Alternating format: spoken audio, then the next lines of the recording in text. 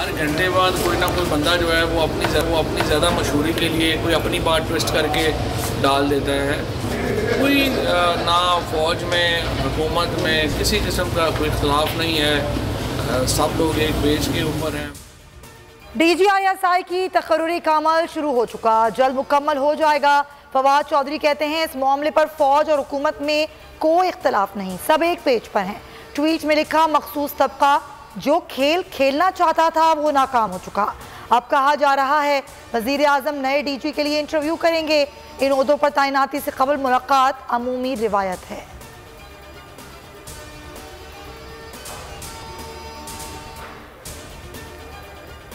बलूचिस्तान में सियासी बहरान, वज़ीर आला जाम कमाल की वज़ीर आज़म इमरान खान से मुलाकात। हुकूमत की सुलह करवाने की कोशिशें तेज, अब्दुर्रहमान के तराने वज़ीर आला पर हॉर्स ट्रेडिंग का इल्ज़ाम धर दिया, कहा जाम कमाल को हर हाल में जाना होगा। मुल्क की मौजूदा सूरत हाल सियासतदान भी मुश्किल से संभालेंगे। हुकूमत नाअहल है, नैब ऑर्डिनेंस अपने दिफा के लिए लाई है। आसिफ अली जरदारी की एहतसाब अदालत में गुफ्तगू। 8 अरब की मशकूक ट्रांजैक्शन, आसिफ अली जरदारी की बरियत से मुतालिक दरख्वास्त नाकाबिल समात करार। महफूज शुदा फैसला सुना दिया गया।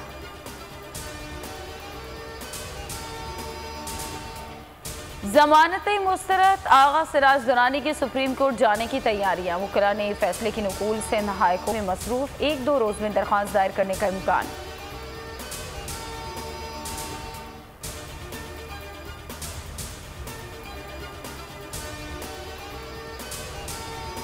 गोजरा मोटरवे पर लड़की से ज्यादती, मेडिकल रिपोर्ट से साबित।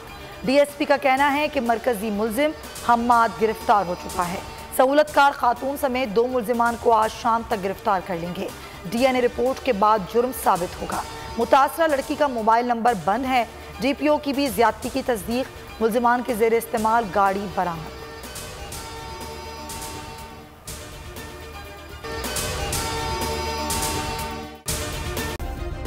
सब्सक्राइब करें और बेल दबाएं ताकि कोई खबर रह न जाए।